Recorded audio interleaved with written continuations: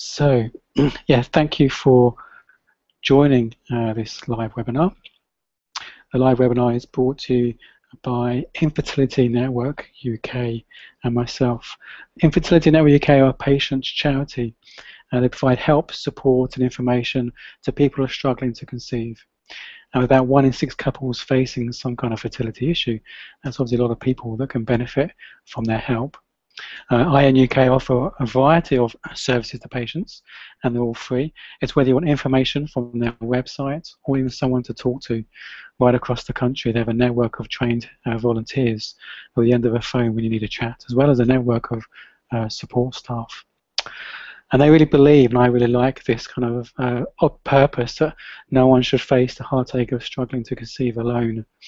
And they want to be there with you every step of the way. And I just wish we knew about IN UK when we're going through our journey. I really kind of get quite passionate about that objective, how people shouldn't have to struggle alone. It can be such a lonely journey, which I'll talk about more in a minute. This year, IN UK are launching their second National Fertility Awareness Week, October the 27th to November the 2nd.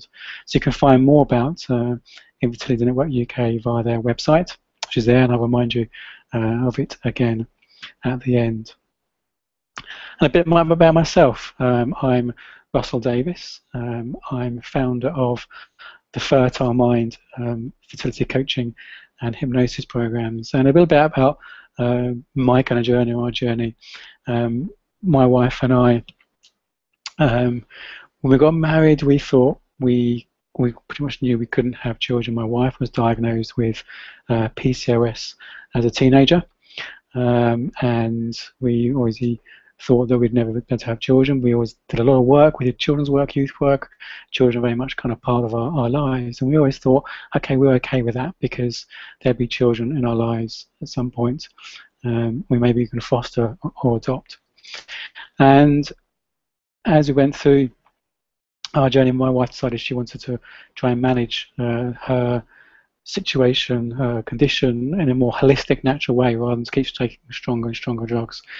And then she basically managed to get her cycle back through using a lot of holistic approaches, changing her lifestyle, all sorts of things, letting go of stress, and suddenly the potential of having children was on the cards for us. And suddenly then we could be really honest about the fact that there's nothing we wanted more than having children. And the kind of, oh, we're okay with this, was very much a kind of defense mechanism to protect us from the pain, I guess. So then we really kind of embarked on our journey. That was kind of 8 years in, when we really decided actually we could have children, 8 years after I started to try and find a way of managing this more holistically. And then after a year or so of trying, things still weren't happening. Then we found out I was infertile. Talk about a kick in the teeth. So yeah, that was really where I lost, I guess, all hope at that point. I'll talk a bit more about that a bit later on.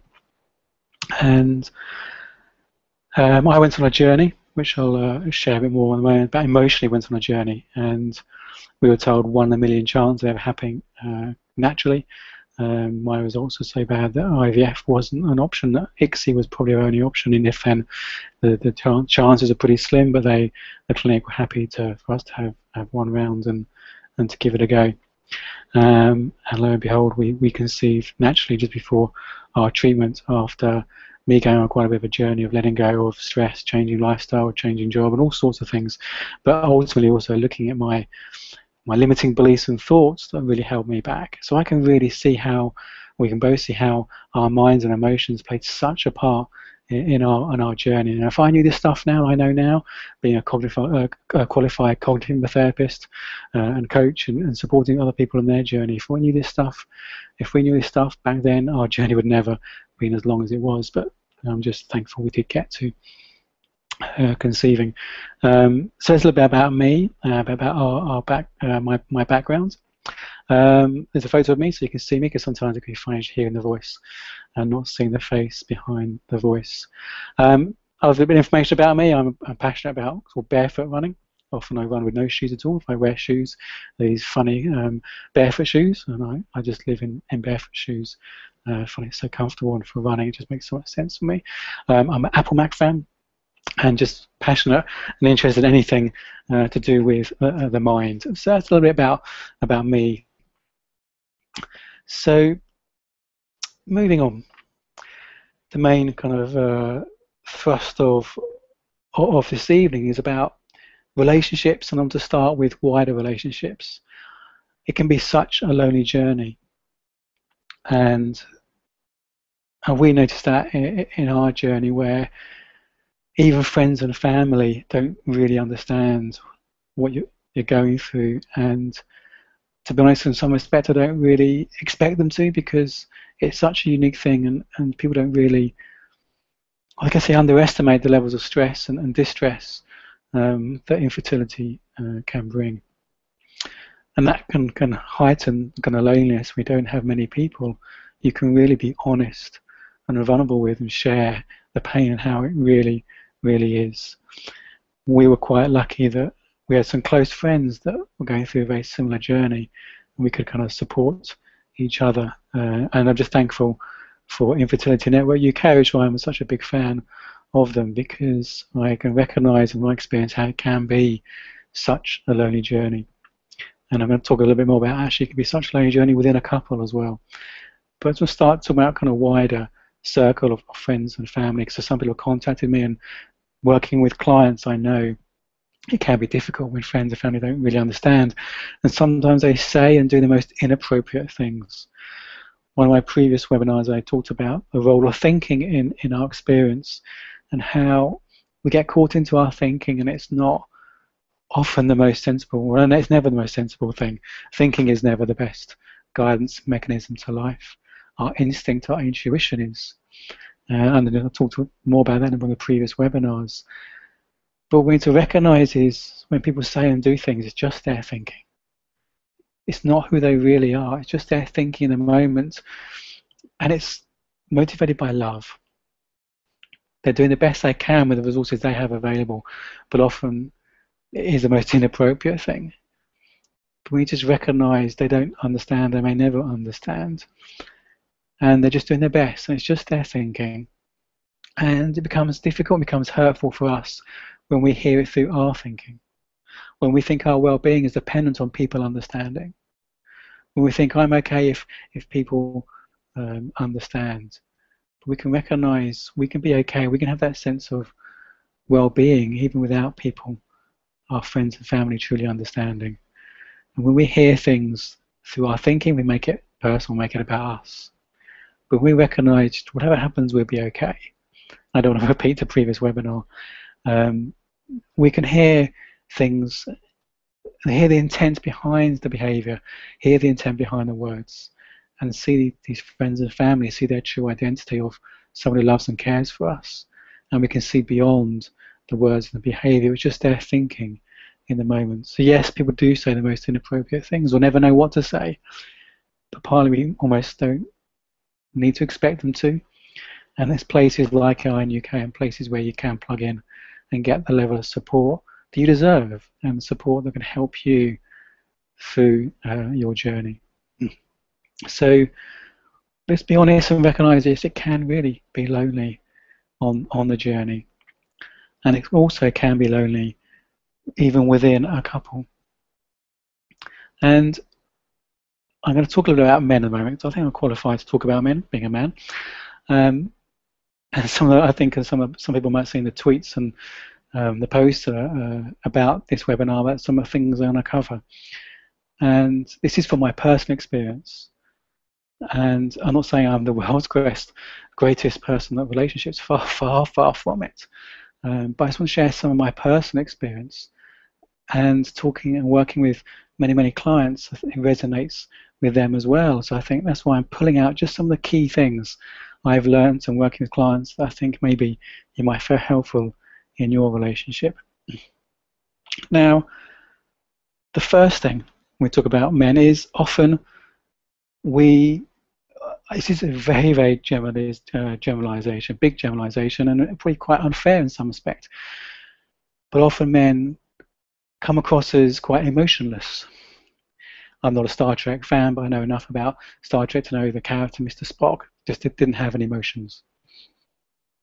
And I find this can also often be heightened on the infertility journey. I'm going to start unpacking that and saying, what is that? Why is that? And often men jump in with solutions rather than really listen and understand emotions. I'm going to carry on a bit later to talk about that in more detail and give you some practical things about what we can do about that. And I very much relate to this kind of being Mr. Spock. I very much was someone who didn't have emotions or recognize emotions. And I found, while preparing this, found this kind of cartoon on the web. Men have two emotions, hungry and horny. If you see him without an erection, make him a sandwich. Again, probably a bit unfair, but I think there's some truth in the fact that men sometimes find it hard to share emotions, particularly on the fertility journey. And it is a generalization, because some men are better sharing emotions than some women. It's not necessarily a gender thing, but I think sometimes on the fertility journey it can be more a gender generalization. And when I talk to men, when I meet men, we talk about emotions. I've actually met one man that says, well, I don't have emotions. And that's actually not true, because if you didn't have emotions, you wouldn't be alive or be human. Maybe you're from wherever Mr. Spock is from. And it's not true. We do have emotions. Everyone has emotions, but sometimes you're not aware of them. Sometimes you're not even in tune or aware of having them, or they're so fleeting they're forgotten. So they're often not articulated, not even understood, expressed, or even articulated. And one of the throwbacks or kickbacks I have when I talk to men about not having emotions is, well, you watch men at a football match, any sports game, and even especially a big sports game, you'll see plenty of emotion. You'll see the whole range of emotion.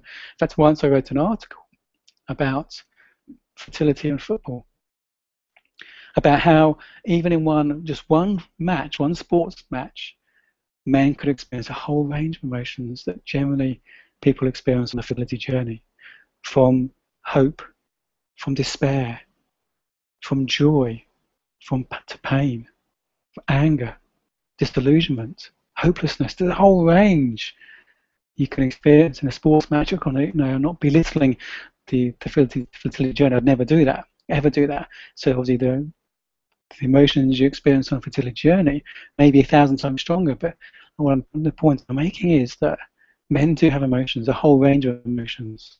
And sometimes they're expressed without them being realizing it in something like a sports match. Maybe they feel safe to because they're surrounded by a large crowd of people expressing a similar emotion. So men are not always Mr. Spock. Men do have emotions. But this was very much me on our journey. When it came to finding out I was infertile, and that's when I lost all hope. And my wife back then went through kind of a grieving process at that point, and I wasn't. My wife was expressing all sorts of emotions, anger. I wasn't. And that's when I realized, why wasn't I expressing these kind of emotions? Why wasn't I capable of doing that? It felt natural to do that, but why wasn't I? And I began to realize I'd almost disconnected myself from my emotions, and for two reasons. Now, the first one of the reasons was that I felt I needed to be the strong one. And I was trying to find a way of pictorializing this, and I thought of Tarzan there as protector for his family. And I felt I needed to be the strong one for my wife. I didn't want to add to her burden, to her challenges, her difficulties. I felt I needed to withhold my emotions so I could not add to her burden. And I wanted to be the one that held on to the hope. I wanted to be the one to be, the strong one for us. I thought that was the most helpful thing for us. This wasn't something I consciously decided. This was something very subconsciously, a role I'd taken on. And in doing so, I was withholding my emotions. Now, the second thing that made me Mr. Spock was I wasn't actually even aware of my emotions. I disconnected from them because of a bunch of stuff from way back, painful emotions that I'd buried. And I guess from quite a young age, decided it was safer just not to go there, and safer just for me to be in my head and disconnect from my emotions. Protected me from maybe hurt or disappointment and all other things. So I generally just almost disconnected myself from emotions generally. Nothing to do with our fertility. And that's what I find working with clients. There's so much that the stuff we experience on our fertility journey is not actually about fertility specifically. It's stuff, thought patterns and habits and beliefs we have in life and about ourselves generally we bring to the fertility journey. So I wasn't actually aware of a bunch of emotions. And, we all go through a range of emotions in a day. Even those men that say they don't have emotions, they will experience emotions in a day.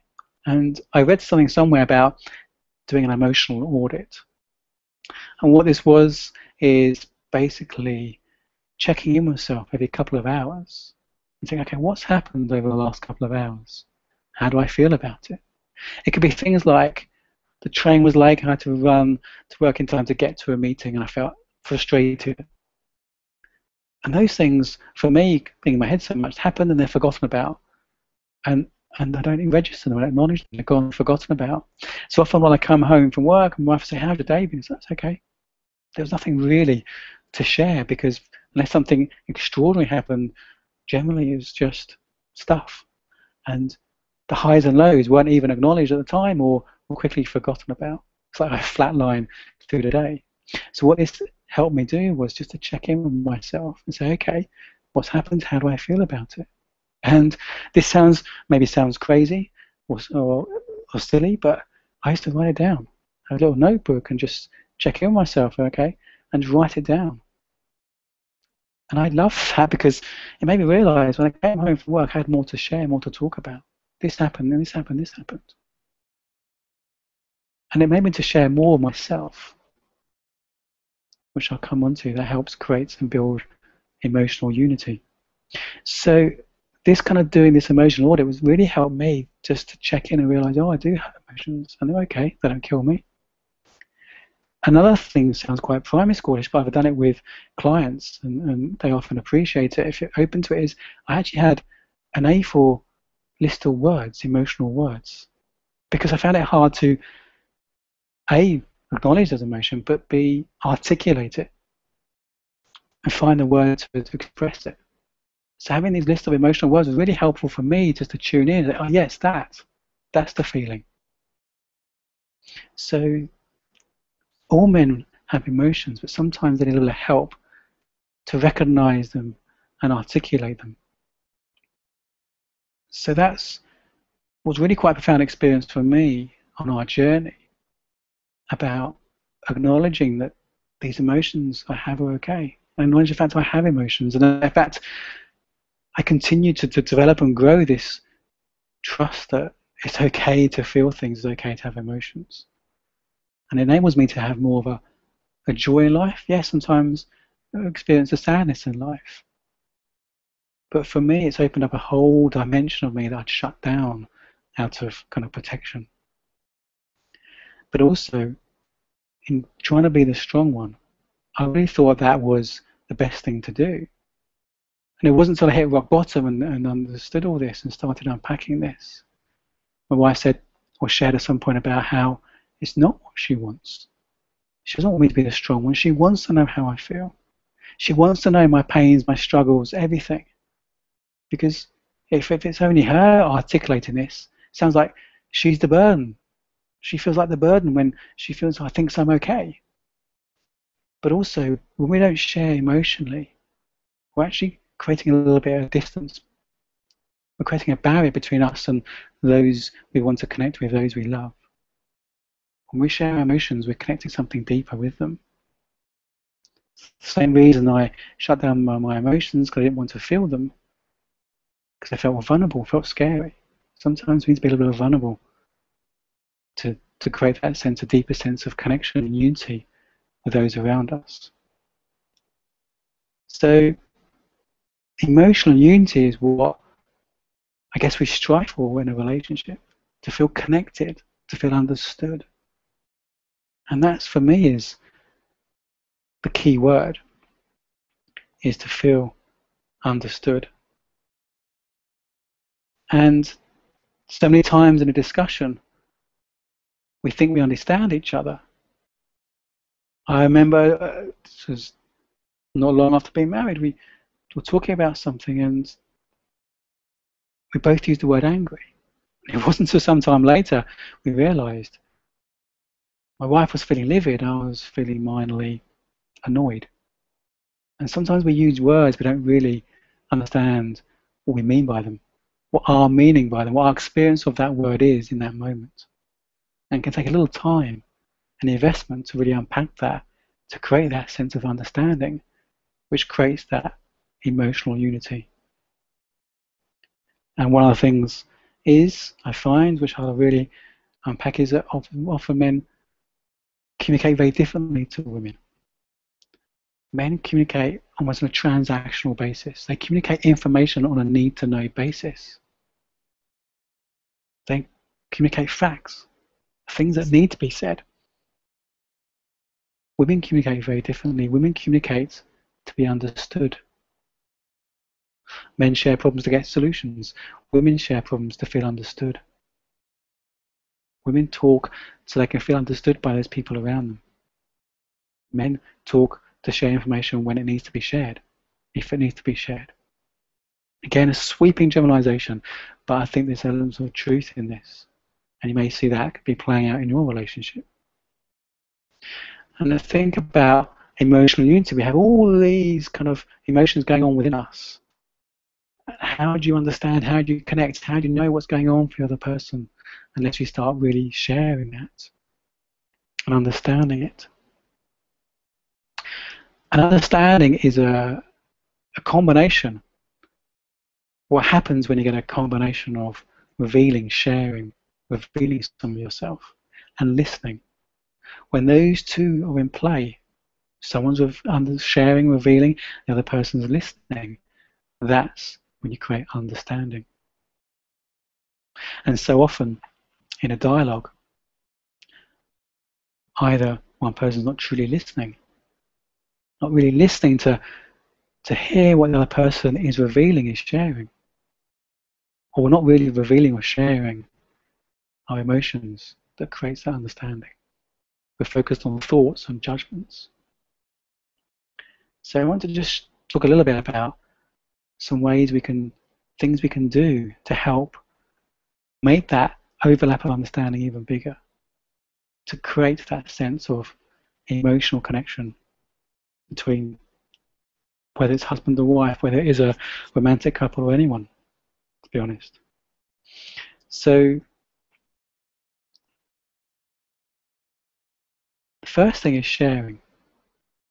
The key thing about sharing is sharing our feelings. So often we share thoughts, or we think about something. We share judgments. And I found this myself. I wasn't aware of my feelings when I talked about things. I was using thinking words a lot. Well, I think this. We should do this. What about this? It was very much thoughts, judgments. They weren't really my feelings, how I felt about something. And it's when we go to that deeper level of sharing feelings, that's when we create a sense of vulnerability, a sense of who we really are, creates a deeper connection. Now for me, I found writing things down really, really helpful, because it enabled me to tune into my emotions in a way that I hadn't been able to before. And I use this phrase, when I think about blank, and it could be anything. When I think about our treatment, when I think about not having a baby, when I think about going on holiday, when I think about what car to buy, whatever it is, whatever I want to share. So when I think about blank, I feel ... And I used to write it down. Then just start writing. And that just helped me frame, what am I doing here? I'm focusing on my feelings. When I wrote things down, somehow for me, I was able to connect to my feelings more. And it's almost an element of keeping the pen moving. There is a technique called speed writing where you just keep writing. Even if you're not sure what to write, you write, I don't know what to write, I don't know what to write, I don't know what to write. And it can bypass your conscious mind. You start accessing your unconscious mind. You start accessing something deeper if you just keep that pen moving. And I found that was a really helpful way for me to tune into stuff that wasn't really there. I either hadn't acknowledged it was there, or I was too scared to acknowledge there. And this stuff just started flowing.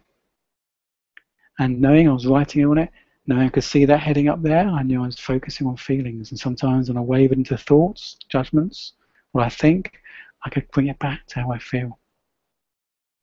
So for me, it was a really helpful way to access my feelings, to really articulate stuff inside me that I wasn't even aware that was there. And I started writing. So for me, that was a way of identifying and articulating my feelings. So the other part is listening. Now, often we have a discussion. You might hear someone say, you might say yourself, yeah, I understand. Well, actually, no one is able to say, I understand, because only the person sharing what they're sharing knows whether you understand or not. You can't say you understand. Only the person sharing knows whether you truly understand, whether you've truly listened, understood to what they're sharing.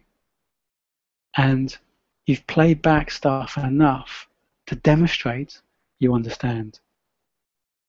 Now, one of the things about writing things down is, and this is a key thing, is I got my wife to write things down as well. We both learned to do this kind of way of communicating about anything big or anything really. And it helps both ways. It helped me articulate my feelings, but also it helped me listen to my wife without interrupting. I was a great one at jumping, still am sometimes, I'm going to admit, jumping and giving solutions. And I really genuinely thought that's what my wife wanted when she was sharing things. I thought she wanted help. Of course, I wanted to help.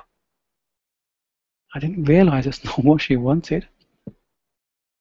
And I didn't realize also that when I did jump in with solutions, she felt misunderstood or not understood, but also she felt belittled. She felt that I thought she wasn't able to come up with solutions herself. And by writing her stuff down, how she felt about whether we're talking about the same thing or whether just one of us is writing, enabled me to read it without jumping in. It made me to read it without interrupting. So I could read it through twice almost and really begin to unpick, what is she trying to communicate here? What do I need to understand? What does she want me to understand? What feeling is she wanting me to understand? And to demonstrate understanding, it's about asking questions. So if you think it's a feeling of anger, well, how strong is that on a scale of 10? Is it livid? Is it annoyed? So you can ask questions, things like, so how strong is that on a scale of 10?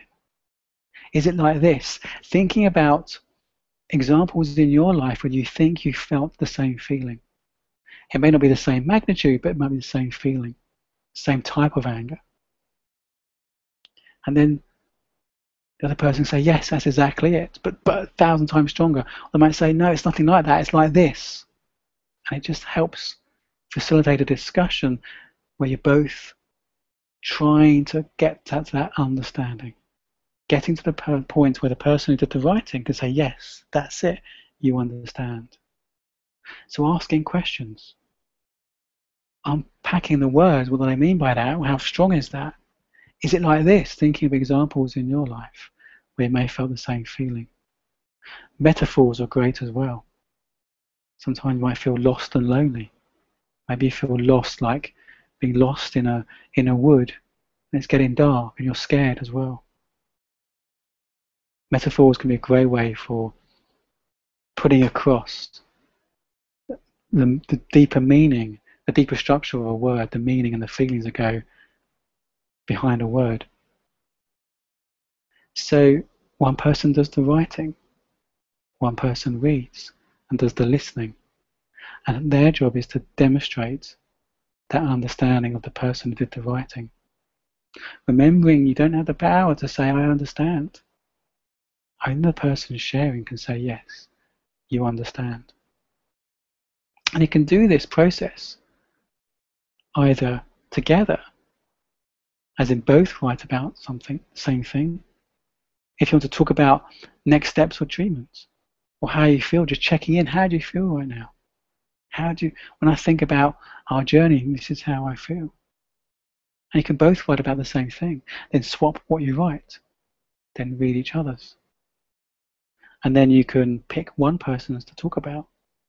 You may choose to talk about both, but do one then the other one. You may just talk about one person's.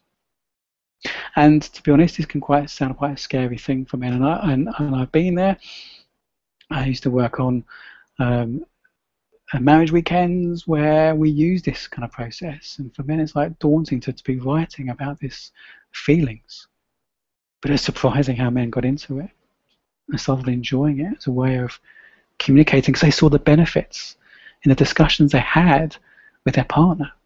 They saw the benefits it brought to the relationship. And I can really see when we stop doing this, that's when problems, miscommunication, start growing apart. The business of life kicks in. So really keeping that deeper sense of emotional understanding, for me, is the glue in a relationship. So putting together, what I can suggest for a lot of couples is maybe time boxing it. I mentioned 10 minutes. So maybe just write for 10 minutes. Swap, or if you're just doing one person, the other person reads it. I suggest you read through twice to really understand the emotions they're trying to communicate with what they've written. And maybe talk about it for 10 minutes. Again, time boxing can be helpful because it doesn't make it this big, scary thing. It can feel quite intense, or the idea of it can feel quite intense. I'm going to generalize, especially for men. But if you know it's time boxed, then know it's not going to be a heavy evening of talking. It doesn't need to be a heavy evening of talking. It's amazing how powerful 10 minutes can make a difference.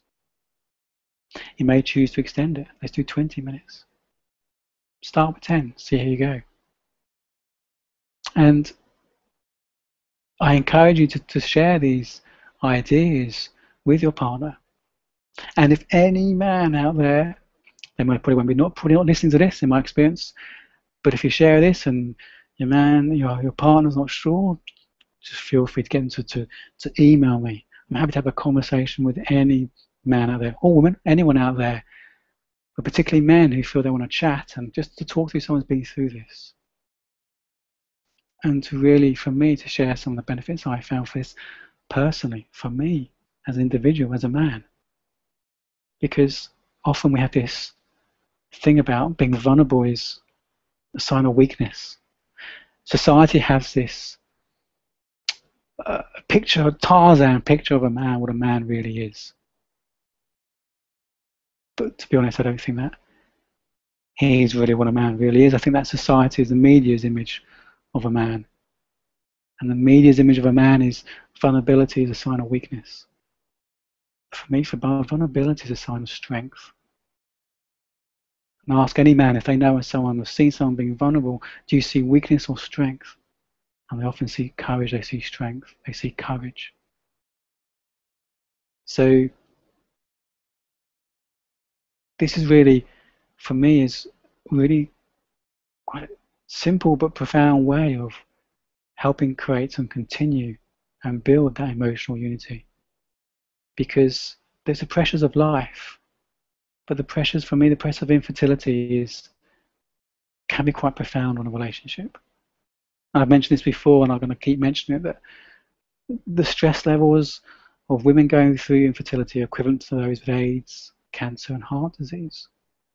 that particular study was done on women. It'd be interesting to see what it is with men, because I'm sure they'd be just as stressed if they admitted it.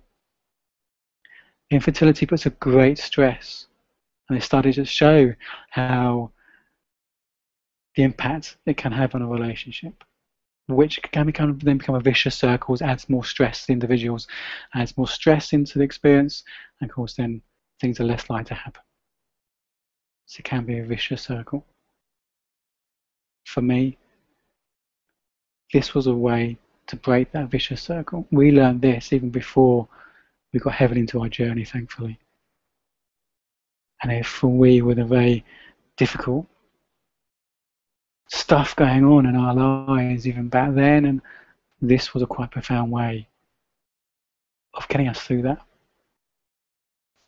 And in my experience, when we do it, there's a sense of unity. And when we don't do it, that's when cracks start appearing. So I think I want to leave it there. I have got some other stuff I could share, but I don't want to overload you, because I think this can be quite a profound thing in its own right. And just want to open it to any questions. So I'm going to pause now to see if there's any questions. You can just type in that chat box. Any questions of anything I've covered or said so far. Just type in that chat box and I'll be able to see it and answer it.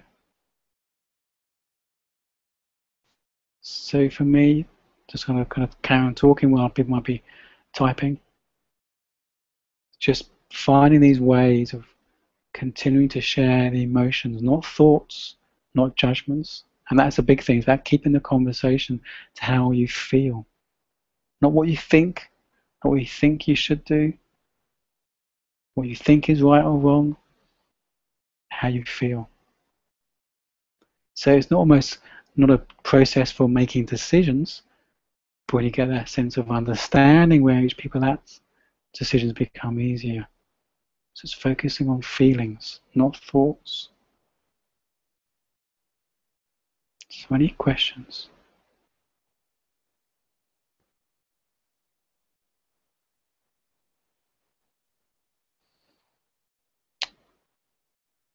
But if there are any questions, I'd like to thank you for your time, and I really hope that's been useful.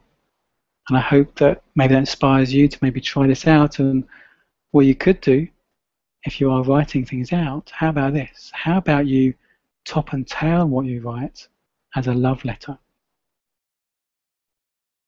You open it as dear or dearest, wherever you want to open it to your partner, and you sign off as a letter.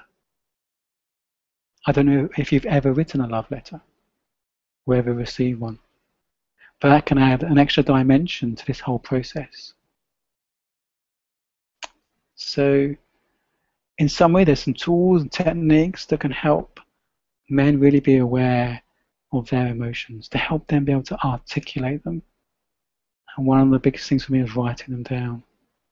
And this process of writing and sharing can help you both focus on sharing those emotions, also listening for understanding. By writing it down, people can read through without jumping in, without giving solutions. They know exactly what they're doing. They're just there to listen and understand. And you can tell your partner, you'll be explicitly clear if you want help, if you want solutions.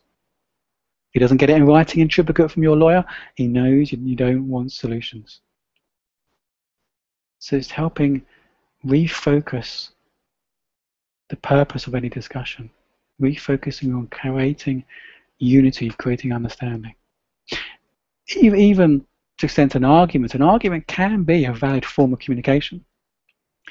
If you both recognize what you're doing, you're both fighting for clarification of what's going on, where each other's at, fighting for unity. Often an argument becomes unhelpful when we lose the sense of that.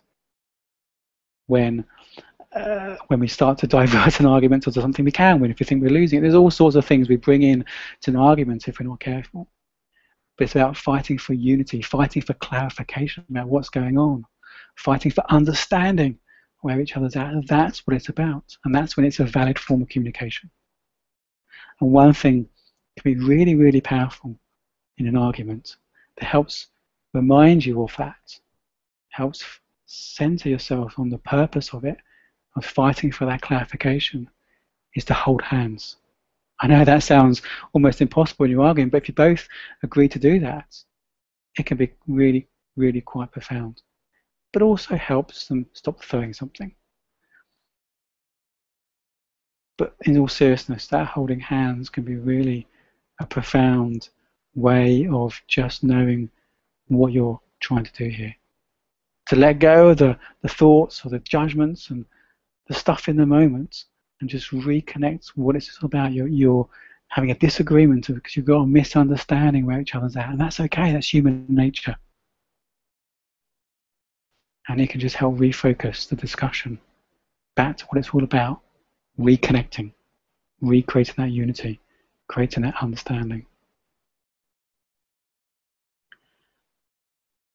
One question that's come is, does the feelings of dread surrounding infertility ever abate? I think absolutely they can.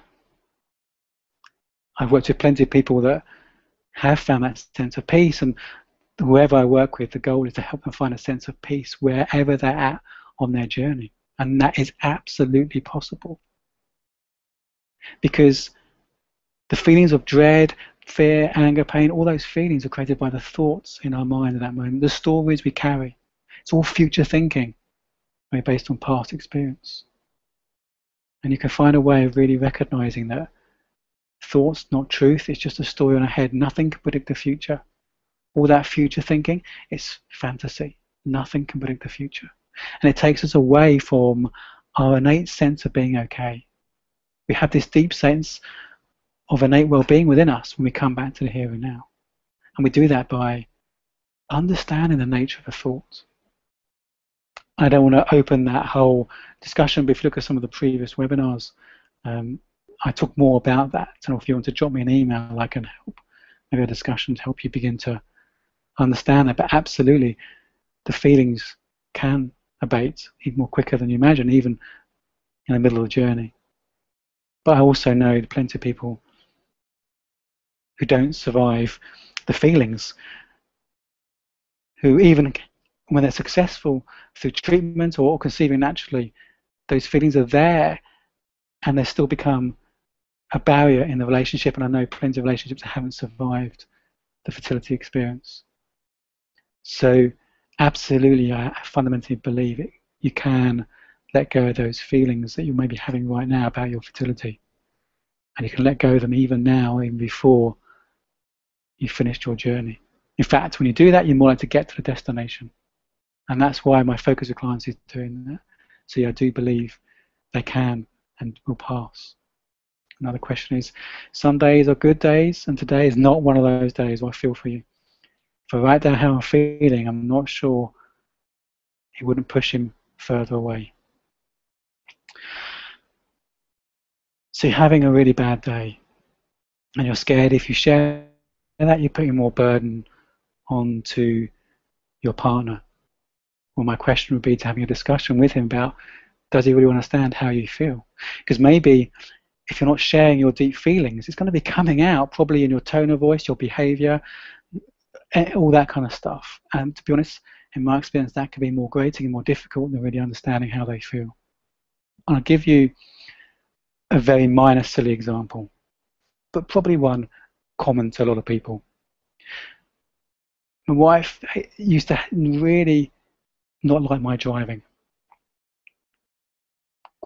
As a lot of women think about their kind of partners driving, I drove too fast, or I would pull out on a roundabout too close to a car coming on, or whatever it is. And they used to really frustrate me, to be honest. I also have these thoughts that, is it perfectly safe? These thoughts and judgments, I'm a better driver. Thoughts and judgments that I know men generally have a better spatial awareness than women, so I know that distance was absolutely fine. And I generally believe I'm a pretty safe driver. I generally believe she's misjudged it, or she's worrying unnecessarily. But what she said, her tone of voice and things she said really annoyed me. I took it as real criticism, unnecessary criticism. But the moment she said, I'm feeling scared, I'd slow down. Because I understood how she felt. And whether I agree or disagree whether it's necessary to be scared in that moment, did I want her to feel scared? No, I didn't. And I could do something about that. I could respond in a more loving, compassionate way by slowing down or acknowledging it in my voice, acknowledging it in my response. Rather than huffing, I could be more loving and compassionate because I understood how she felt. And I wonder with your partner, if you shared how you feel, he would be able to show more compassion and understanding. He could see what's behind maybe the behaviour. I'm not saying you're behaving badly, but if you've got a really bad day, there's going to be coming out in some way. So maybe even before you share how you feel right now, maybe have a discussion about how would it be if you were to share your feelings? How would that be for him?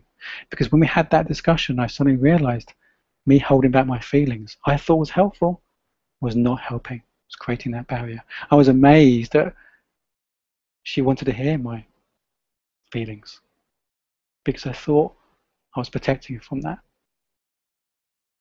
So you might be surprised it doesn't actually push him further away if you just share how you're feeling. Feelings are neither right nor wrong. Maybe it's something he needs to understand, that feelings are neither right nor wrong. They're just spontaneous reactions to circumstances in that moment. And as you say, you get some good days and some bad days because your feelings are created by your thinking. And thoughts come and go. We have different levels of consciousness. It's like being on a ladder or on a lift. Some days we're higher up, a higher floor, some days we're on a lower floor. And when we're really low, we think there's no other place we could be. We think we're lost in this place and stuck in this place. But the truth is, you have to experience to see that situation from any level of consciousness, any moment in time. Which is why you don't get stuck in one place. You can't hold on to a feeling, even if you wanted to. If you're angry with your partner, if you wanted to stay angry, you couldn't do that. It's impossible to hold on to a feeling. It's impossible to be locked in a place, but sometimes we feel that is the place we're locked in is never going to change. But it does change. That's why you have good days and bad days. And if you're remembering the bad days, it's going to get better. This will pass. So it's remembering that feelings are neither good nor bad. They're just what they are. They're not who you are either. You need to remember that you're not your feelings. Feelings are just your thoughts in your head in that moment in time. It's not who you are. But I think we're going on to a almost different topic. And again, if you want a discussion on that, feel free to get in contact. But I hope that helps. That I generally think when you share your feelings, it ends up being a far more positive, nourishing experience than withholding it. And it's your fear of what may happen that stops you sharing it. As long as you focus on feelings and you own them, it's not about him. It's not about the thing, not about the situation. It's just how you're feeling. That's another thing to remember when we share feelings, is make sure we own them. No one has the power to make you feel anything. It may feel like that. It may feel it's what something that they said, or someone else said, or boss has done this, or someone else has done this. You can really feel that the situation and people create our feelings. It's just not true. So it's being important when we share our feelings, we own it. This is how I feel. It's not caused by anyone. As long as we're clear and this is how I feel, we're not judging or criticizing anyone for it, it's just how we're feeling. That's another way where we can try and prevent people from taking it personally. If he takes it personally, it's just he's got a bunch of thinking, he's going on, his feelings, his thoughts. Which is why maybe both sharing something can be really helpful. So you're both coming to the party, both being vulnerable together.